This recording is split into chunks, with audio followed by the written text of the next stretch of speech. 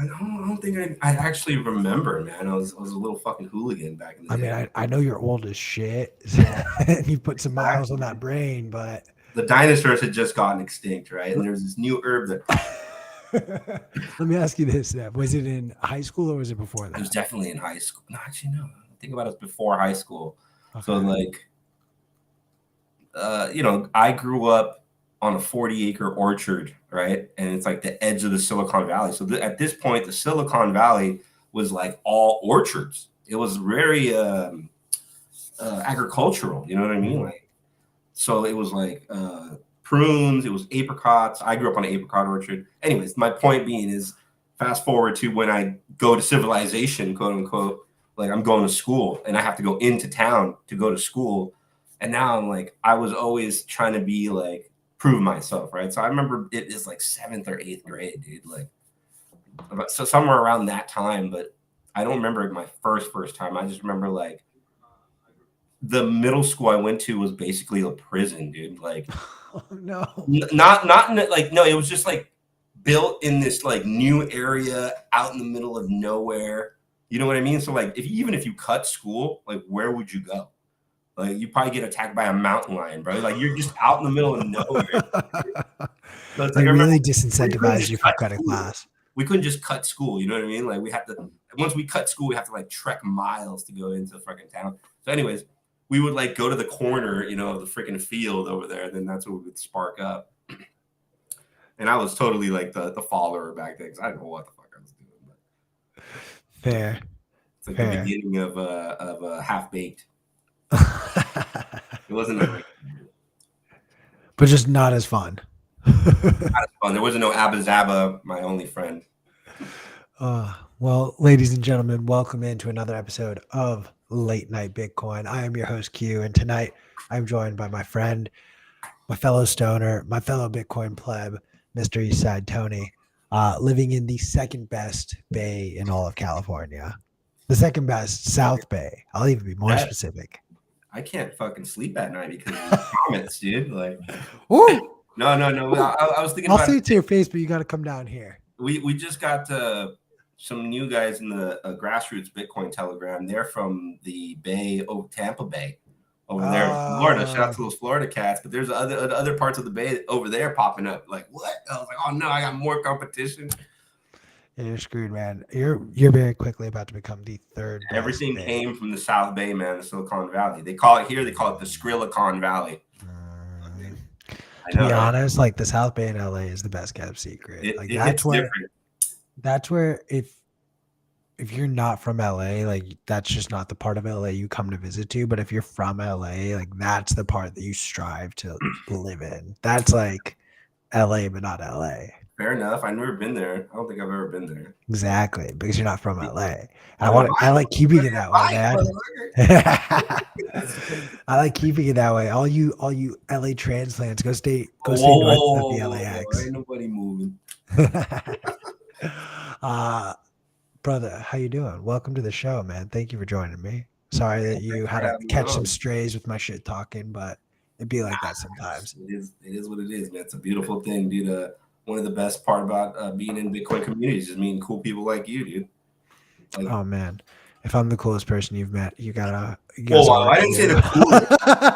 Oh, No, dude. I'm pretty sure you said I was the coolest person you've ever met. You'll be all over Reddit I tomorrow. appreciate the hype man though. Like thank you, brother. Thank you. Um Tony, I ask you what I ask everyone who joins me on this show, but I want to hear not about your orange pill story. I want to hear about the first time you ever heard about Bitcoin and what was your initial reaction, or at least the time you remember. I remember, yeah, exactly. Being an old stoner at this age, it's hard to remember stuff. But this, one of the things, I'm gonna call him D. I'm gonna call him D because I don't want to dox him, right? So my boy D, I remember him telling me he started mining with his buddy, and his coworker told him about it, and I was just like, "What is this?" But this is the time where they were mining off of like USBs, man. This is like 20, like pre or post Mount 2013, Gox. 2013. Okay. Yeah, I don't know what year Mount Gox happened exactly, but I just never got affected by that, and I wasn't paying attention to Bitcoin for the longest time. Like, But you were just like casually mining. My buddy was. My buddy was. Oh, okay. No, and He didn't want to help you figure out how to start. No, he told me about it, but that's what I'm saying. Like, I don't remember him specifically being one day. It was just like we always hung out, and then he just started mining because his coworker told him to start mining. So it's just like, what?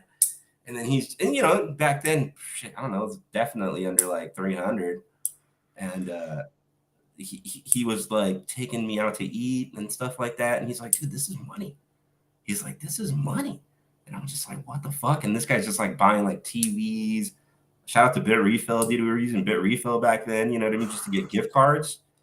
I mean, he was doing all the buying, right? But he was just like, dude, look at this.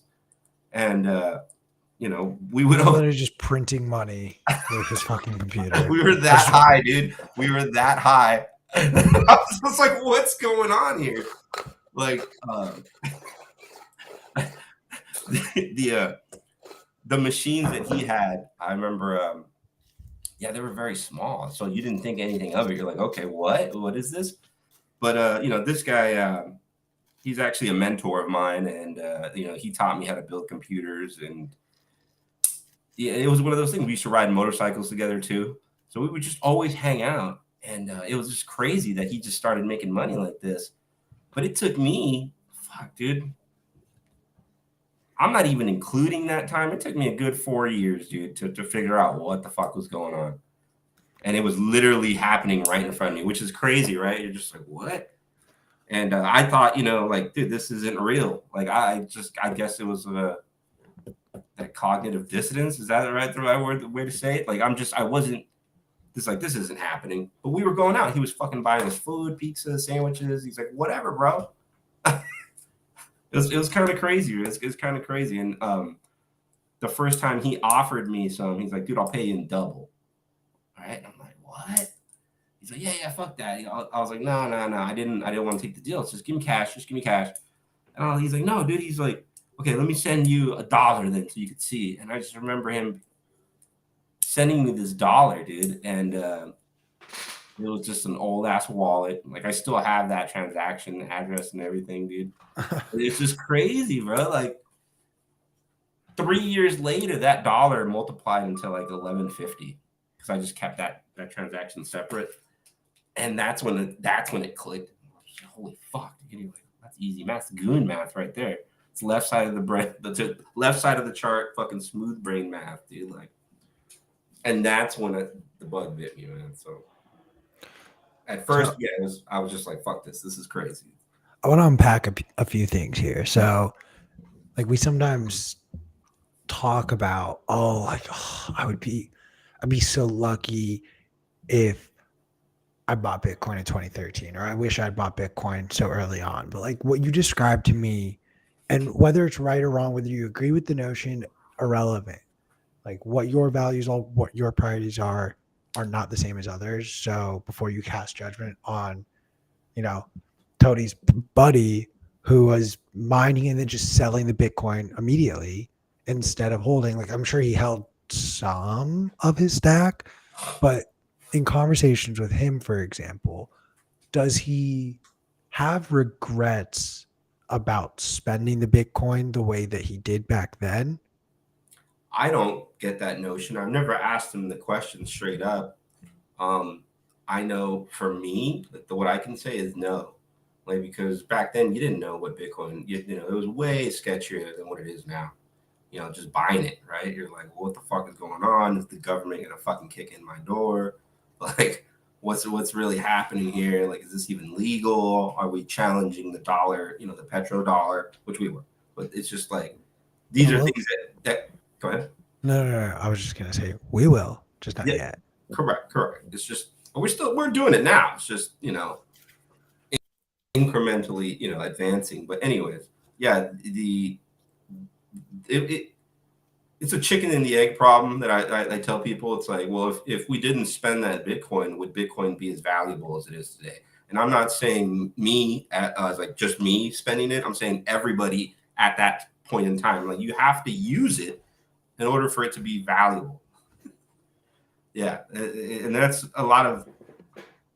You could tell, like you said, right? Like how people's how people's like what they align with, right? Like their values, I guess, right? Some people just want to make fucking money, And there's which nothing wrong with been, that. I've been there before. Yeah, I've been there before. But it's like you need to understand that you are trading your time to make that money, right? So it's like, how much time are you investing into making this money when, like, a person like me, an old guy like me, I already got 2 kids. You know what I mean? I just got a 5-month-old. I'm on paternity leave right now, right? So I'm technically, taking a pay cut. But it's just, dude, fuck that. Congratulations. My kid's only going to be, this many months old once in a lifetime. Like, there's no amount of money that's going to fucking pay me to, like, not be there. Totally. You know? I mean, look, if I've learned anything tonight, it's that the old saying of anyone can have a kid really is true. You'll be there one day. Oh too. God, I hope not soon. Can you imagine a little cute little baby with your hair? Oh my God, the world does not need another one of me. One. Come on, dude! Don't fall for the. One is plenty. We need to procreate, dude. Eventually. Bitcoin. Eventually. Bitcoin. Yeah. How young are you? Dox yourself for us. I'm young. I turned 30. I turned 30 in a month. Cheers, man. Maybe I'll go down south to that South Bay and see what's cracking out there. For Q's 30. Oh, dude. Dirty 30. It's gonna be an absolute banger. I'm gonna hide from people. I'm gonna not show my face in public. I might even cook food for myself instead of going out. Like that's the level of I don't want to celebrate.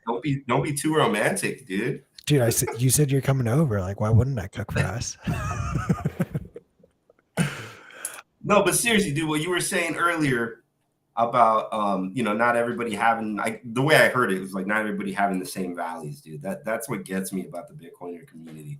That's something that, we all need to have empathy in the space to like how other people are living their lives, because Q's doing his thing his way, I'm doing my thing my way, and there's no right way to do this. Like you don't that's how know. it should be. Like there's a non-0% chance that Bitcoin becomes the most valuable thing. Like the odds of that are more than 0%, but the odds of Bitcoin failing, and we've seen the all-time high it will ever reach, are also non-zero. I personally think it's closer to 100% that we have not seen the all-time high of Bitcoin, but like it is in the scope and realm of possibility. So for you to sit there, I think, and say anything about how someone else chooses to use, transact, or just operate their lives and their finances, it's a level of arrogance that to steal from my friend Matt Odell, just stack sats and be humble. And like if someone is, like Bitcoin Tina going and selling their Bitcoin because he's in that point of his life, like he's like, I don't need Bitcoin to be worth millions of dollars for me to live off of it. Like I have enough in a way in a system to where like I can live off of that. And when the time is right, like I'll be back. I ride with you guys. But like we just get so angry sometimes. I don't know what happened with the Bitcoin Tina drama, but yeah, that's a good example of like, well, age, is a huge factor that a lot of the younger Bitcoiners just don't even think about. Oh, dude. And to add another layer, I guess it'd be like the shitcoiners, right? Shitcoiners want to make this money. Like they have this like delusions of grandeur. Like, oh, I'm going to make these fucking like I'm going to stack so much ETH that I'm going to be fucking a baller or something. It's like, dude, are you kidding me, dude? Like you're wasting your fucking time with all these schemes and all this planning. It's like, dude, just fucking buy Bitcoin and go fucking enjoy your life. It's so easy. It's fucking hard, dude. And a lot of people just don't get that. They're like, oh, I need to invest in myself and learn how to trade and blah, blah, blah. It's like, no. Go live your fucking life, dude. And just save in Bitcoin. That's it. It's not that hard. I like to say that that's my Bitcoin superpower. Just I'm a fucking regular guy that saves in Bitcoin. Like, what the fuck? Dude, and it's the best time. I'm in the best shape, like financial shape of my life, dude. Like, fuck. I want to unpack that in a second though, because I think there's something that Bitcoin just forces everyone to do, and that is to get your shit together financially. But I want to talk first about something that you actually said in regards to, you guys having spend the Bitcoin at Bit Refill to then go get the gift cards. And you kind of alluded to, you're like, dude, we didn't know what Bitcoin was back then. And like Bitcoin probably doesn't get to where it is without people like your friend mining the Bitcoin and then not sitting there holding. They have to transact it to create this sort of circular economy, this demand, so that it is a circulating currency. Otherwise, it's just something you're sitting on. And if everyone's sitting on it and there's no buying demand, like it's the same logic, in my opinion, as how we dunked on the NFT bros and how it was like, oh, well, my JPEG is worth $100,000. It's like, okay, you may value it at that much, but if no one's willing to buy it, if everyone is holding Bitcoin, mind you, it's different because literally now there are so many marketplaces that are regularly selling you Bitcoin. So I don't really foresee in the near term any possibility for there to be a Bitcoin that goes no bid, or in essence, like there are just no. Well, what if they close the on ramps? But that's going on. I mean, I'm just throwing it no, out. but like that doesn't change the fact that like you or I, for example, okay, fine. There's no Strike doesn't exist. Yeah. Coinbase doesn't exist. Moonwallet, like you've got to fucking hack into your ledger to access it, whatever it is. But you and I could still communicate and say like, hey, for 25,000 USD, I'll send you Bitcoin. You know what? I don't want to spend that much. Can you do 23,000? Okay, fine. I can live with the 23,000. Like we can create our own, like that will then be. That's the market. But that's our market. Exactly. And at that point though, because all these on ramps, the last known price of Bitcoin was 100K, but you just sold it to me for 23K because that's just what you're able to get for it. It's the same logic, in my opinion, as the NFT bros. Like if we're not using this, it isn't a currency. If it's just sitting there, in my opinion, it becomes dangerous if too many people are just, well, I'll spend it in 20 years. Okay, if no one is spending it and all of a sudden it's like, wait, we're only mining a quarter of a Bitcoin? Well, it goes to that like rent-seeking mentality, right? We're like, oh, well, I invested my money into it. Now I just got to sit on it and then it's going to make me money, right? Where it's like, well, technically, yeah, I guess you could do that, but you need to produce, like, you need to be productive in society. Like, this is whole ethos. Like, this isn't like you're just going to sit there and like make fat gains from not doing anything.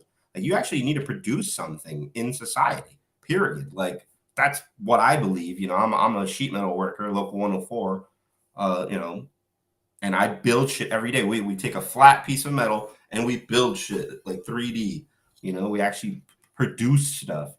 And a lot of people in these organizations, like, look what happened at Twitter, look what happened at Google, all these fucking organizations, you know, if you're not producing a lot, it's just like, do they really need you, right? And it's sometimes we were talking about the golden handcuffs earlier, and that my rant last year, like, just telling people like, man, like Q, like you, I'm a big fan of yours, man. I think you have what it takes to go. I just did buying handcuffs, which would be somebody fucking lacing you up with some cash, and then you're gonna play nice with them. You know what I mean? Like, companies do that, and a lot of people do that in this space. And on Nostra the other day, I said, if you're in the Bitcoin space long enough, everybody becomes a fucking a shitcoiner. You know what I mean? Just because everybody just eventually turns. I mean, like, people get tired of doing shit for free. There's a degree of that, absolutely. I do think that there just seems to be an overall similarity in the motivations of all these different founders of different shitcoins, and it at its core really just comes down to, like, they just want to become rich. They just want a lot of money. Yeah. And for me, and I think for a lot of Bitcoin purists, if you will, I won't even say we're maximalists, I'm just going to say purists, I think we have a different definition of what money is, and that is the separating factor. And there's absolutely tons of opportunities in the crypto space, in the drug game, in like the The union. stolen art business, in bank robberies, like in politics. Like there's plenty of opportunities to be a sleazeball to make money and scam people out of it. But at its core, I do think that like the tried and true Bitcoiners, like the ethos that keeps us all on this same mission without changing our priorities, like, oh well, oh, I can go buy this right now and I'm gonna in like 6 weeks I'll never have to work again. Oh my god. Yeah, sign me up. The reasons we don't do that is like honestly, and I'm gonna toot our own horns, like we're good people. We want to help other people because like we get it and we genuinely want to come from a place of helping people. And you're not wrong. Like, people get sick of it. People get sick of doing things for free. People want recognition. People want money. That's a rough way of saying it, but yeah, you put it way more eloquent than that. Like it's just we're doing it because this is what we actually believe, but it's hard going up against the norm a lot of the times, right? Like every day being against the grain. Because, for example, like work, let me give you an example in construction, right? Where like there are more people in the union than there is work available. You see what I'm saying? It's just kind of like the fiat fucking debacle that's going on right now. There's more debt and there's not enough dollars to go around for the fucking debt. Right? It's the same fucking problem, and that's how they like divide and conquer people. And then you start seeing like the Lord of the Flies fucking scenarios start going on, right? Where like everybody, oh Q, well you're with me, bro. Like I'm gonna give you this many hours, but you got to be against that guy. They don't say it like that, but it's like this little game that you play every day at work. That normies just like they all do it. Everybody does it. But like, do they realize that they're fucking doing it? Do they realize why this is going on? Do they realize why you got to stay home tomorrow because you don't get along with Q and Q's the fucking director and he's the one. You know what I mean? Like shit like that happens in the fiat world, and a lot of these normies are like, dude, you guys are basically slaves, dude. Like you're not even thinking about it. And I'm like, no, well, I'm going to join the union and I'm going to pay into the pension, and the pension's going to do great. It's like, dude, we're 57% underfunded. The pension's just losing money, right? Like it's hitting the jugular. It's like they're trying to stop the bleeding. It's a 60-40 coffin. That's what I call it, right? So it's like you got to buy bonds. Like, well, what? And people just are so far away from that. We're over here talking Bitcoin, and it's like a lot of these goons that I work with. I'm a goon myself. I'm a working man. You know what I mean? But it took me a long time. Like I was the kid in high school fucking looking at the stock market. You know what I mean? Like it wasn't, and even back then I didn't understand, but you know what I mean? Like it took a long time for me to start catching the drift of what's going on. And just for the average Joe Schmo, dude, we got to get him on board. And dude, it's just crazy. We got to get them on board. We got to let them understand. So we have to go back to where they're at in the learning process of like, do you guys understand why we're working this hard and not going anywhere? It's like we're running in circles or running in place, I guess. What was that moment for you where it just like clicked? Like what was sort of the thing that like made you kind of realize like, oh, this is not a game that I want to keep playing? Which one, in what game per se? Like the working game? No, the fiat game. The fiat game. Well, going back to what you said, man. Like I would like to think that I'm a good person. You know what I mean?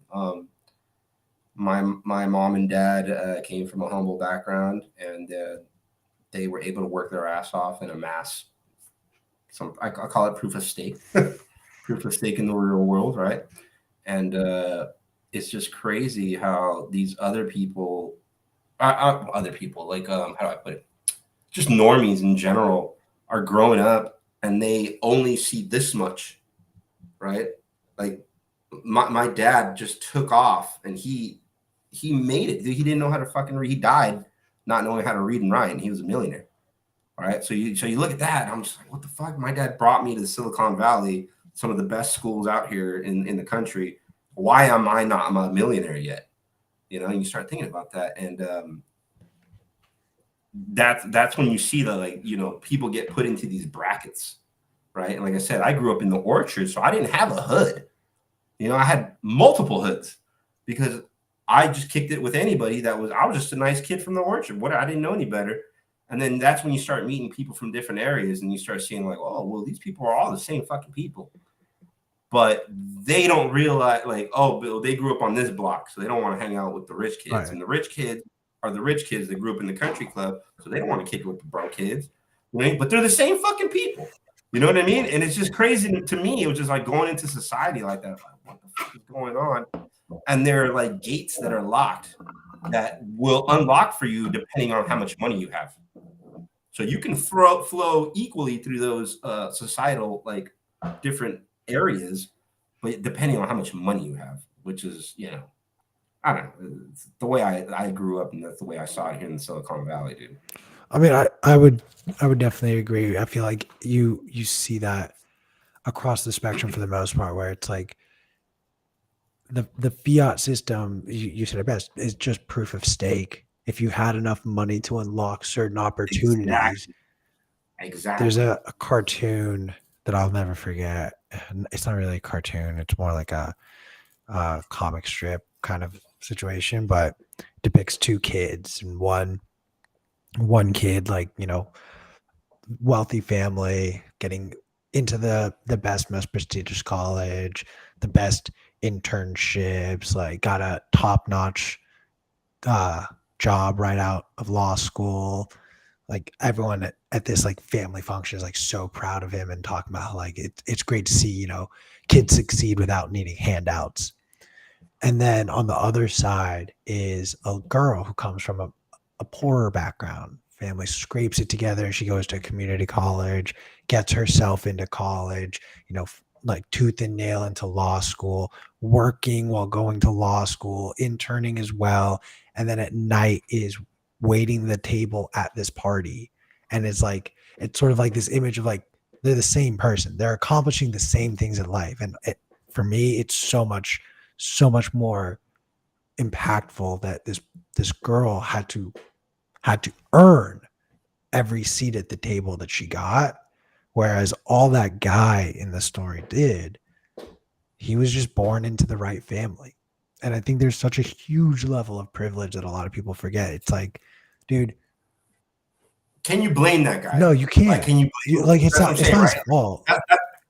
I think a lot of people miss that part where it's like, it's not that dude's fault. He fucking was born into that family. You know what I mean? Like, because around here, there are a lot of those kids, you know what I mean? They're just born into it. They're still cool people, totally. But they also have to deal with some shit that us broke ass kids don't got to worry about. Valid. You know what I mean? All these fucking snakes that are just trying to be your friend because you're rich.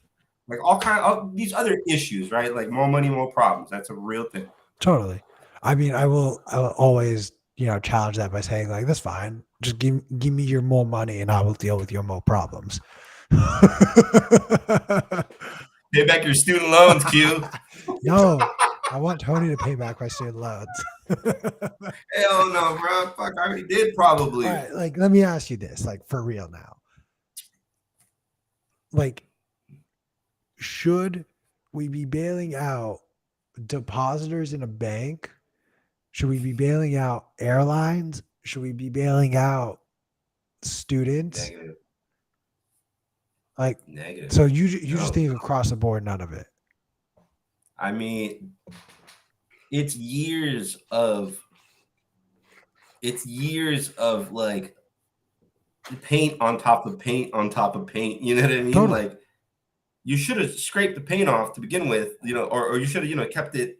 There's a way to do it. That's what I'm saying, right? Like, I'm using paint because my dad was a painter, where it's like, okay, well, you know, if it's one layer, okay, you can layer over it, whatever.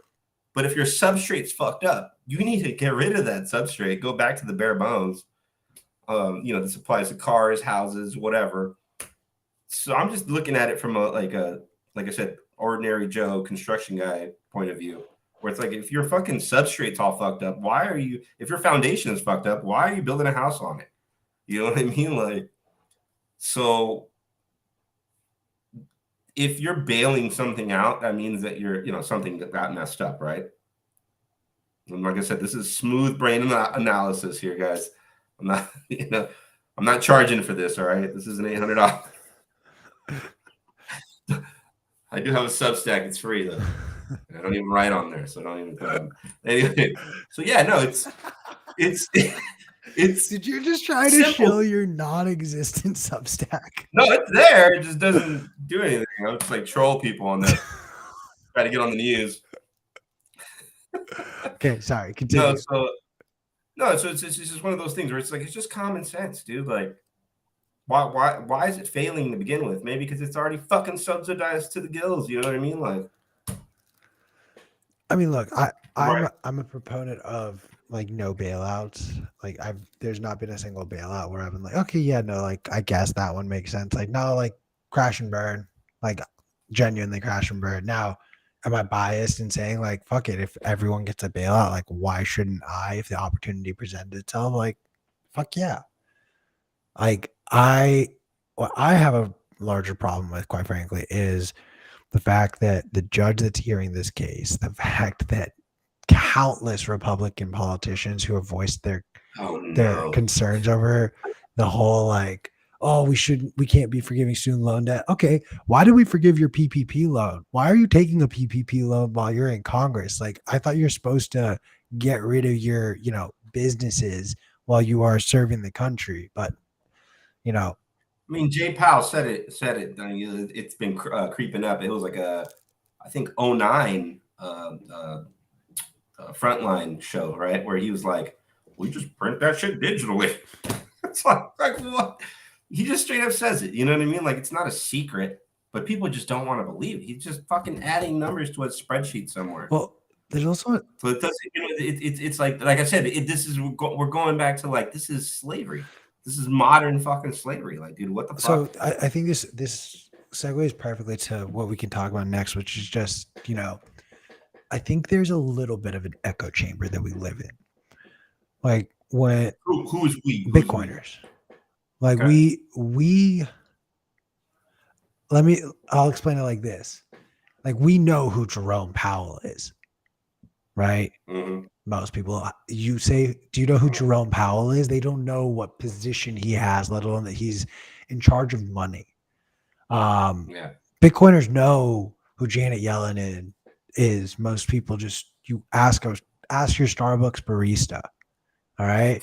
Like I asked my physical therapist and the trainer that I work with the weekend after Silicon Valley Bank collapsed. And I was like, I'm not trying to start a conversation. I'm just curious if I live in an echo chamber. Like, did you guys hear about Silicon Valley Bank? One of them said no. The other one was like, I heard about it, but like, that's about it. Like, I didn't really like know anything. It's like, we thought this was like the bank run, like crisis. Now, mind you, this is a top 20 bank. Like, this is one of the largest banking institutions in the country. What was like 15, right? I believe it was 17. But okay. Yeah, like it's not an insignificant part of the U.S. economy, but like because of the level of concentration among the big four, like it kind of is, or at least it's so small that it becomes insignificant because it doesn't even have a trillion. It only has 200 billion. Like, so, which I know fake money. It's absurd, and I mock it, intentionally here, but there is this level, I think, of an echo chamber that we have. Like, we understand these concepts, but the average person, for a variety of reasons, either doesn't know, doesn't care to know, isn't curious, isn't worried about it. Like, I've had conversations. I remember one night with a buddy of mine, genuinely, like, as far as book smarts go, one of the most intellectual human beings I've ever known in my life. And we were having a discussion, just like I'd talked to another friend, and we were discussing Bitcoin. And he was asking me questions like, the smart friend was like, like, I don't, like, Bitcoin's so stupid. Like, I hate it. It's bad for the environment. And I was like, it's not. And then and he's like, right, but like, whatever. But like we already have money that works. Like, why do we need new money? It's like, but it doesn't work. Like it might work for you, but it doesn't work for most people in this country. And it sure as shit doesn't work for the rest of the world that relies on it. So I think this idea of, and to go back to, how we were talking about the rich kids who are just born into these families of privilege, like people in this country don't realize the privilege that we've been afforded in by being able to live in a country where we work for the dollar, and the dollar is the most important currency in the world. Like, the leverage we have as a result of that is insane. Like, fuck, if I never could work a day in my life, I'd take my life savings and move to Iran, and I could probably retire right now. Like, that's the disproportion of the dollar to the real, or the taman.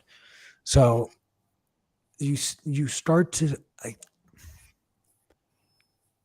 we've only scratched the surface, and I guess the point I'm trying to get to is, for me, what I've noticed in these conversations where I go and I seek out normies and just try to, like, temperature check, like, okay, this is what I've seen everyone talk about on Twitter, but, like, does the everyday person care about this? No.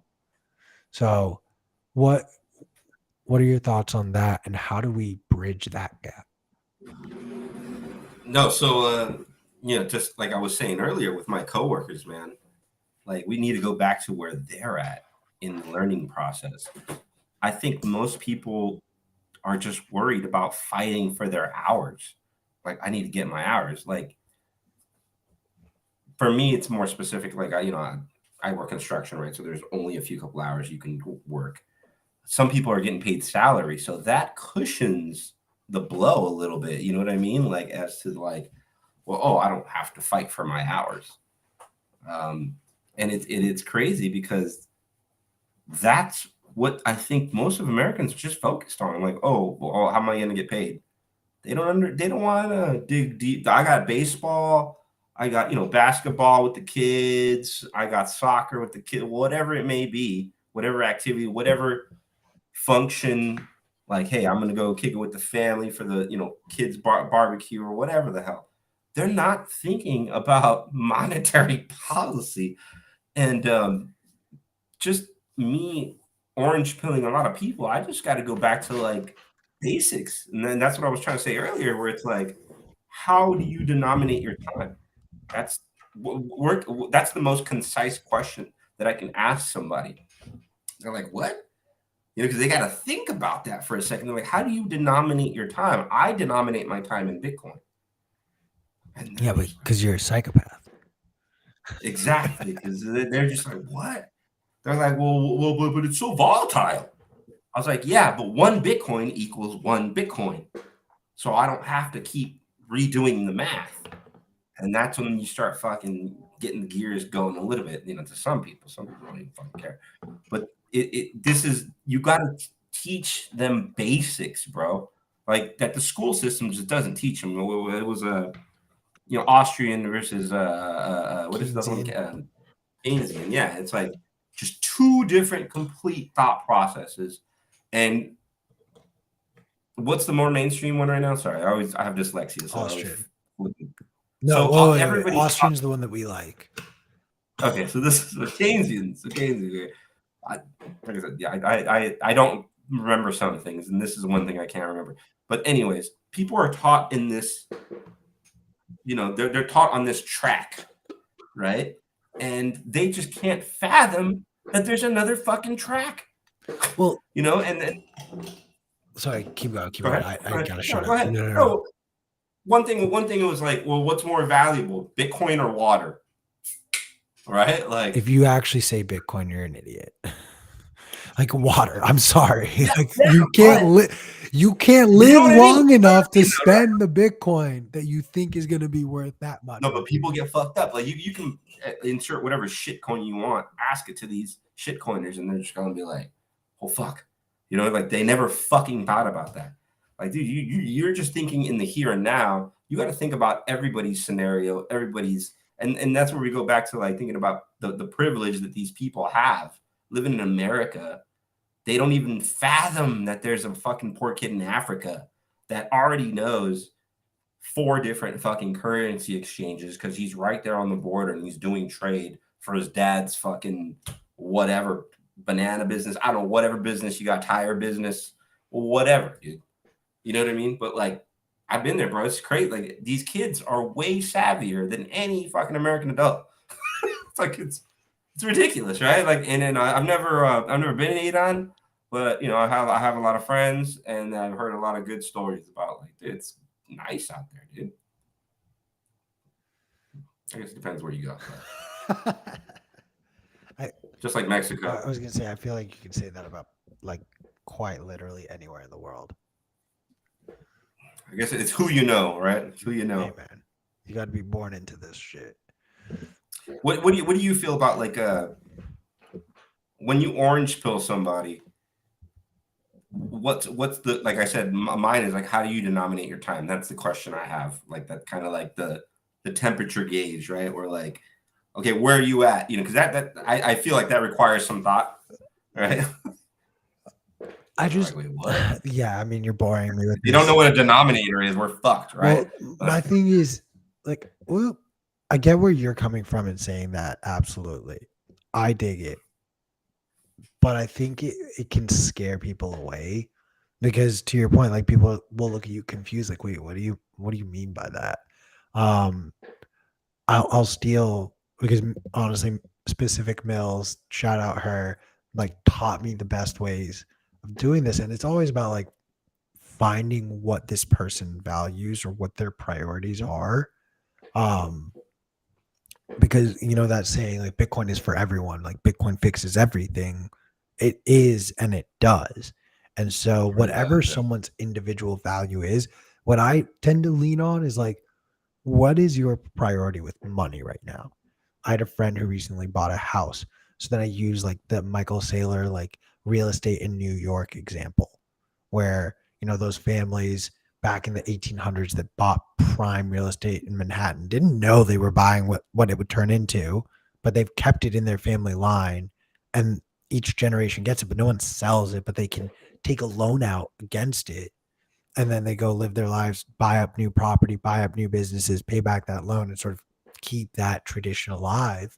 Well, at least with Bitcoin, you buy that property in Manhattan right now, and you don't need, in the past, you couldn't just sell your bathroom, but now you can sell a fraction of the Bitcoin, pay off that loan, and you're off on your race. If that's the way your perspective of how this works. And that worked for my friend who just bought a house. I have another friend who's talking about savings. So you use the melting ice cube example, and you prioritize it as a savings vehicle.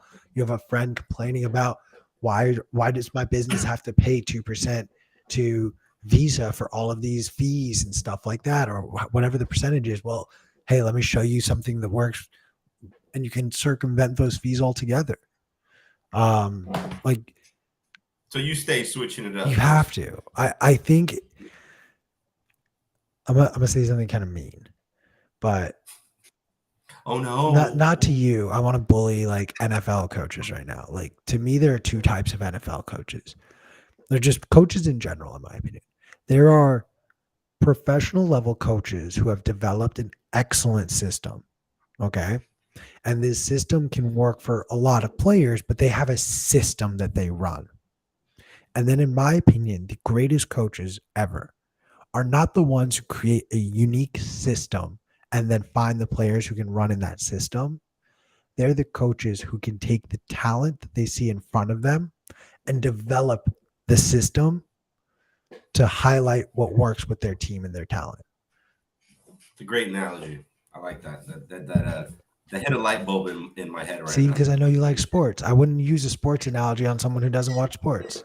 I like sports ball. I love sports ball. Love sports ball. Probably part of my downfall of Bitcoin Magazine was because I liked sports ball too much. Dude, like I said, potential is unlimited. Your potential is unlimited, bro. You're not even 30 yet, dude. Not yet. So check this out. A couple of weeks back, I want to get your take on this, right? So I tweeted out, how much of a premium, it's not word for word, but whatever. How much of a premium would you pay to get a business to start accepting Bitcoin? Like, you would, I mean. Yeah, pay premium. Right? That's exactly what it's fucking time. Yeah, that's mine. Yeah, a lot of people fucking lost their shit on that. So I think it's funny because I'm just like, well, my homie would pay a premium to get me to accept it. Right. I mean, like, have you not I'm just done saying, the like, thing where you go to a bar or this is whatever? the place that you go every fucking weekend. The place where you take your fam. Like for me, it's like a pizza joint, right? And I guess my plan was to buy a couple of cards every December. They give like 20% off or whatever, like, you know, because it's slow or something. It's Christmas, right? November, December. So I was planning to just drop $1,000 at 20% off and buy those gift cards and then throw those gift cards up on Oshi app, right? Like that was the plan. And then just like life had other plans. So I just, whatever, I couldn't do that. So that was my like little like, okay, well, this is what's gonna happen. I'm gonna force feed fucking an orange pill down their fucking throats, right? Because either way, we're gonna have meetups there, right? So I can just buy the gift cards and just kickstart that circular economy. What do you think about that, Q? Is that a fucking psychopath way to fucking go about it? Like, so just that so was I'm understanding the question is still, would I pay a premium for businesses to? Yeah, Okay, yeah. so So that side tangent, but still just the same question well, that you it's the asked same. before that I tried to. It's a different part in the spectrum, right? Sorry, you're right. So it's like this is I'm going to get 20% off, but what if we paid 20% more? And I mean, not I've offered waitresses. I'll literally say like, I'll give you a 30% tip in Bitcoin, or I'll give you a 20% tip normal cash. So you just think it's not going to be effective, period? I think that it can work for a period of time, but if you look at a company, like the best example is Strike, and you have to think of it from a cost of acquiring users, where there was a period of time where Strike was giving out that $10 referral code, where if you got a friend to sign up, both of you guys would get $10, and then like you didn't have to spend it on Bitcoin, but you could. Like they don't do that anymore. I think it's down to $5 because like that's a very high cost to acquire users. And so at a certain point, no, it can work for a period of time to onboard some places, but I don't think it's a sustainable model. But I'm also a cheap motherfucker, so like. But it jump started it though, right? It can work. Like again, it can work in doses. It can work in the right places. Right. But like, dude, I don't know if you've ever done it, but the times that I've offered only a handful of times. I honestly should do it more often, and I don't. But I've never had a waiter or waitress be like, "Oh fuck yeah, like give me the Bitcoin." Like it's pretty consistently like, no, I'd rather just have cash. And then to like be a little bit of a dick, I leave it on my credit card. So sometimes I get like, I usually will like, I try to tip in cash just to like help the waiters out a little bit, but sometimes I'll be a little bit of a dick and I'll just be like, all right, well. Have you ever been a waiter? Yeah. Or was it Applebee's? No, it was a small little like mom and pop Italian restaurant in Washington, D.C. I did it for like 6 months for summer and a semester of college. That's cool. No, so you know the struggles. Oh, dude. I've had. What would you say then back then if somebody fucking came? Bro, that was when I first heard about Bitcoin too. To be honest with you, I think it would have intrigued me more at that. Like I would have been like, what is it? Like I've heard about Bitcoin another time too. Like what is this? Like I think I say that now as a 30-year-old man that's what my response would be. But honestly, if I was a 21-year-old frat boy, like I might have been like, oh yeah, fuck yeah, how do I sell it? And then like quickly got and just like sold it for the cash. That's a problem. See, that's a problem. Like whatever, dude. It's just fun. The chicken and the egg, right? Where it's like, no, totally. You don't know what the fuck you got, dude. You're just gonna sell that shit. Have you ever like talked? Like, what have the conversations you had, if any, been with businesses when you've just brought up like, oh, you guys should consider accepting Bitcoin? Like, has that ever been brought up? Yeah, no, definitely. I've tried. It's just it's hard because around here there are no examples to point at, right? Like it's like, oh well, in Austin there's this and that, but you know, people just feel like it's just another layer of friction, right? They don't understand that it will actually take some friction away. And that's the hardest thing to convey to the businesses. They're like, well, how much do I have to pay to start doing this? And especially since there's no like volume, as in like people using it, like there's no incentive for people to use it, right? For me, that's why I was, thinking, oh yeah, if I were to buy these gift cards at this 20% markdown, I can pass that on to the Bitcoiners, and that would be the incentive to use it. Kind of force feeding that incentive, but it's just like these businesses don't think like that, and it's the equivalent of like the Yeah,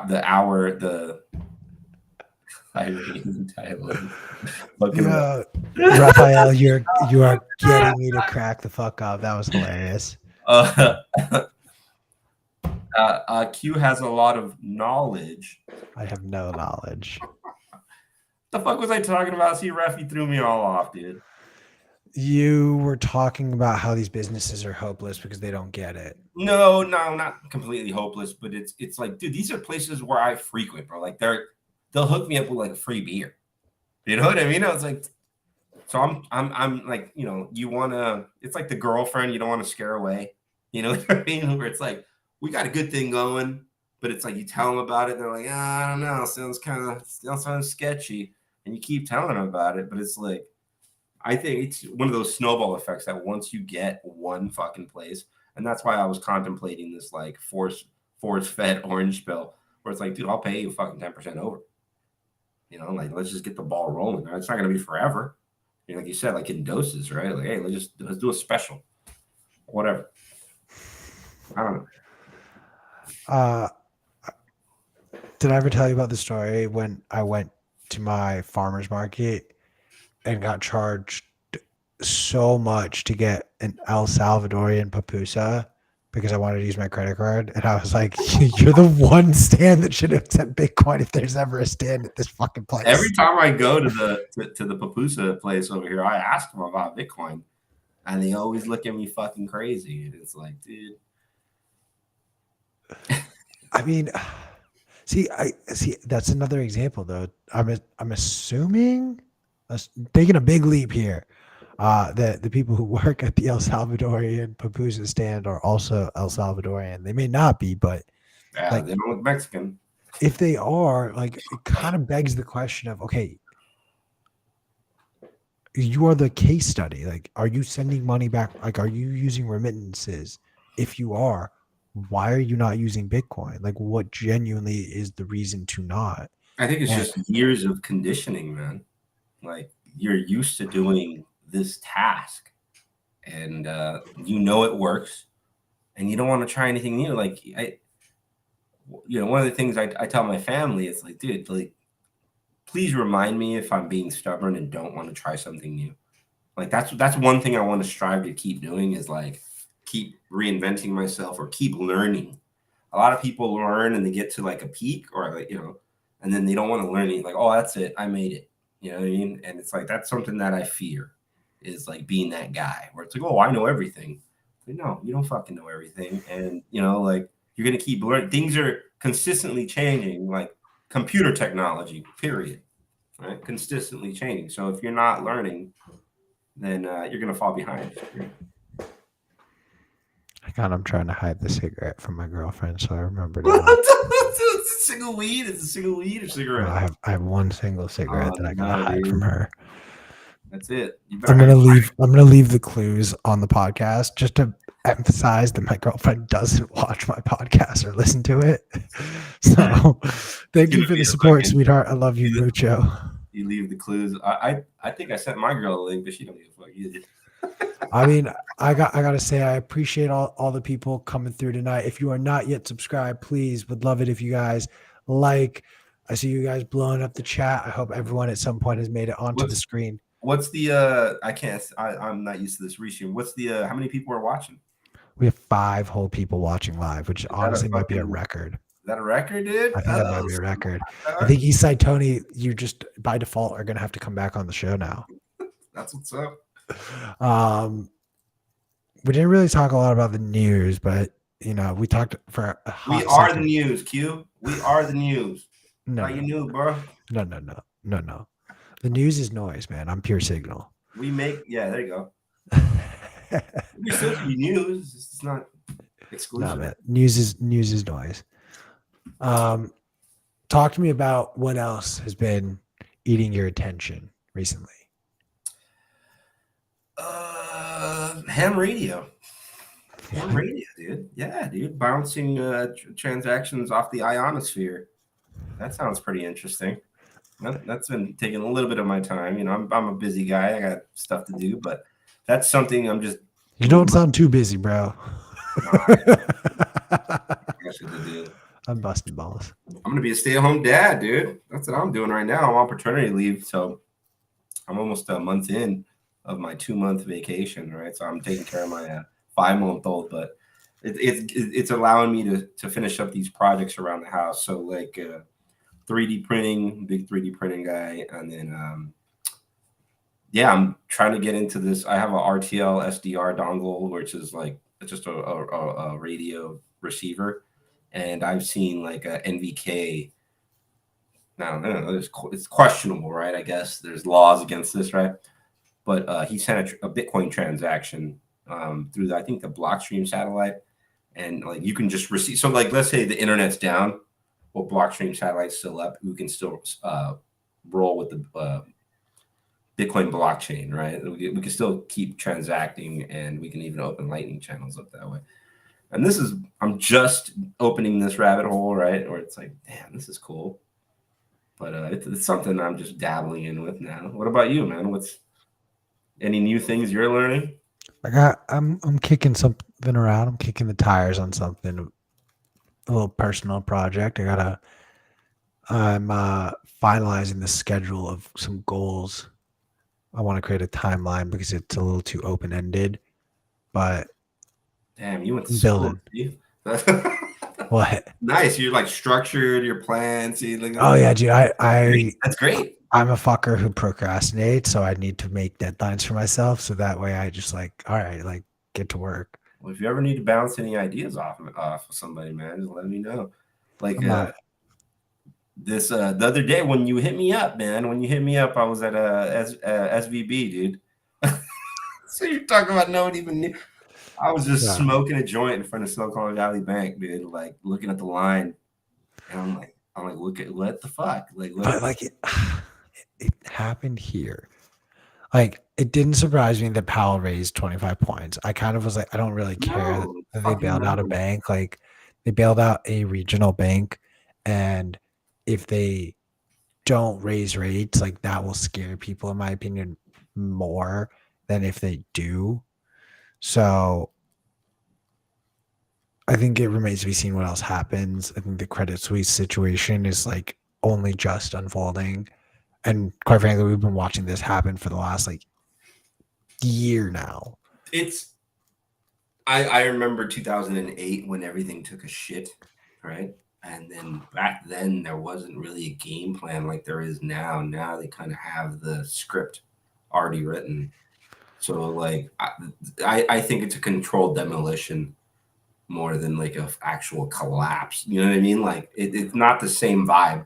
I wouldn't disagree. It's like it's more like, hey, we're gonna like, you know, create these boundaries, but at a certain point, shit, dude. That's what's happening. Gangster. A little bit, but I would challenge and say it's a little bit more like musical chairs, and at some point the music stops, and not everyone has a seat. So okay, who are they attacking? They're attacking these new fucking banks that make transacting way easier. You see what I'm saying? So it's like the OGs are coming up to the youngsters and just popping them in the fucking head, dude. Like, you know what? We're done with you, right? And they got money, right? But did they pay off the right fucking people? Like, this goes back to like fighting for hours, right? Like, hourly workers all fight for the allotted hours, and right now, what's happening is, you know, the government's going to tighten their belt, so they can't help everybody out. So these guys are taking them out one at a time, dude, and they're going, you know, back to their roots. You know, how many big banks are there right now? They're going to consolidate, dude. That's just fucking crazy. Like and they don't even give a fuck. They're doing it straight up in front of everybody's face. And like you said, maybe as Bitcoiners are viewing it through the Bitcoin prism, So it allows us to see more clearly than these other folks that are fucking just basically fighting to get their fucking weak paycheck. I mean, what's the percentage? Like 60% of people are fucking living paycheck to paycheck, right? Like some crazy shit like that. Like, Yeah, I mean, my favorite statistic personally is that 75% of all statistics are made up. 60% of the time works all the time. Yeah, something like that. Something like that. As you can see here. But like to bring it back to what you were talking about, like those crazy statistics, like like more than half the people who make six figures are living paycheck to paycheck. Like, I'm sorry, no, we didn't get to really explore because we're at the hour, and I want to go smoke, and you should go spend some time with your newborn baby, and we will pick this conversation up again soon. But we don't ever really, I think, get those lessons in personal finance, and Bitcoin at least is that first lesson. And real Bitcoiners have taken the time to like properly learn not only financial markets, but like how to handle their own finances. Like, I don't think there's a Bitcoiner who makes six figures who's living paycheck to paycheck. I'd be willing to bet like a real Bitcoiner. Yeah, I mean, I guess a real Bitcoiner. There are some poser Bitcoiners who live paycheck to paycheck, but they also show shit coins. So no doubt, dude. No, before we cut it out here, I was in Mexico, and in Mexico, it was like my buddy was getting married, right? And the one thing that just really stuck with me, like he said, with friends like this, you don't need money. And at that point in time, we were going from his friends, like they all live in a town, right? And it's a small town, it's a small community. But he would like go to the baker, and the baker's like, "Oh, dude, you're getting married? I'll bake all this shit for you, bro." Like, then he goes to the guy that owns the pigs, and he's like, "Oh, dude, you're getting married?" Like, they already knew, obviously, but that I'm just saying, like, "Oh, dude, it's on me, bro." Like, oh, your pig thing, that's on me. He goes to every spot, and that's why he was just like, he was so happy. He was like, because he's a good person, bro, because he treats those people like they already do business. But the whole point is that they do such good business that they're actually friends. They actually need each other in the community. And that's one thing I want to leave all the Bitcoiners. It's like, with friends like these Bitcoiners, man, who needs money? Like, it's really a different like narrative. It's a different mind shift where it's like, dude, we only need money to like it's actual like portable trust. So Bitcoin is portable trust, right? Like, but if you already know your guy, if you already trust that guy, do you really need the Bitcoin? Anyways, something to simmer on. No, I think that's an excellent nugget of wisdom for everyone to chew on. But it is that point in the evening where I'm going to go smoke some weed. You should do the same. We will be back next week with some more episodes of Late Night Bitcoin.